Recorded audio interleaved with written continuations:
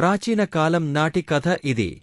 ఒకసారి ఓ కుర్రాడు పనిమీద పక్క రాజ్యంలోని ఒక ఊరికి వెళ్లాడు. అక్కడో ముస లాయన ఎద్దుకు బదులుగా తనేగానుగా చుట్టూ తిరుగుతూ నూనె తీయడం చూసి అయ్యో పాపం అనుకుంటూ దగ్గరికి వెళ్లాడు. ఇలా ఎంతసేపని తిరుగుతారండీ, కష్టంగా లేదా అని అడిగాడు.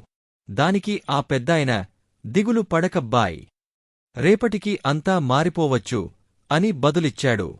ఆ మాటల్లోని అంతర్యమేంటో ఆ కుర్రాడికి అర్థం కాక వెళ్ళిపోయాడు. కొన్ని రోజుల తర్వాత అబ్బాయి మళ్లీ ఆ ఊరెళ్లాడు. వృద్ధుడు అప్పటికిగానుగా యజమాని స్థానంలో ఉండటం చూసి సంతోషించాడు. తాతయ్యా, బాగున్నారా? మిమ్మల్ని ఇలా చూడటం ఆనందంగా ఉందంటూ అభినందనలు తెలియజేశాడు. ఆ వృద్ధుడు నవ్వుతూ, కృతజ్ఞతలు అబ్బాయ్, కాని రేపటికి అంతా మారిపోవచ్చని మళ్ళీ అన్నాడు. మరోసారి ఊరెళ్లేసరికి వృద్ధుడు రాజు స్థానంలో ఉన్నాడు. అది చూసి ఆశ్చర్యపోయి ఏం జరిగిందని అడుగుతాడు. ఎప్పటిలాగే ఆయన చిరునవ్వు చిందిస్తూ, మా రాజుకి పిల్లల్లేరు. ఆయన చనిపోయాక సంప్రదాయం ప్రకారం రాజుగారి ఏనుగు గజమాలతో ఊరి మధ్యకు వచ్చింది. అందరితోపాటే నేను అక్కడ నిలబడి ఉన్నాను. ఏనుగు ఆ గజమాలని నా మెడలో వేసింది. అంతే రాజునైపోయాను అని చెప్పాడు. పోనీలెండి, మంచే జరిగింది కదా అనగానే, ఏమో అబ్బాయ్, రేపటికి అంతా మారిపోవచ్చు అని అదే పాతపాట పాడాడు పెద్దాయన. ఇంకొంతకాలం గడిచాక ఆ కుర్రాడు మళ్లీ అక్కడికి వెళ్లాడు. పెద్ద భూకంపం ధాటికి ఊరంతా ధ్వంసమైపోయి కనిపించింది. రాజుతోపాటు చాలామంది చనిపోయారని అక్కడివాళ్లు చెప్పగా దిగ్భ్రాంతి చెందుతాడు.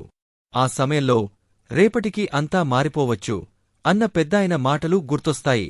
ఆయన చెప్పినట్లే మళ్లీ మంచి రోజులొస్తాయి అనుకుంటూ మనసు స్థిమితం చేసుకుని బయల్దేరతాడు. అంతేకదా, పగలురాత్రి, బొమ్మబొరుసు, పడుగుపేక, వెలుగుచీకటి, కష్టం సుఖం, ఇలా సృష్టిలో ప్రతి అంశానికి రెండు పార్శ్వాలున్నట్లే పరిస్థితుల విషయంలోనూ మంచిచెడులు సర్వసాధారణం. చాలామంది ఆ సంగతి మర్చిపోతుంటారు. కొందరు కష్టాలు తమకే వచ్చాయని కుంగపోతుంటారు. కర్తవ్యాల్ని విస్మరించి ఉన్నచోటే ఆగిపోతారు. ఇంకొందరు కాలం కలిసొచ్చి కాస్త స్థాయి పెరిగితే గర్వం ప్రదర్శిస్తుంటారు. నడమంత్రపు సిరో, మంచి పేరో రాగానే మా అంతటివారు లేరని విర్రవీగుతారు.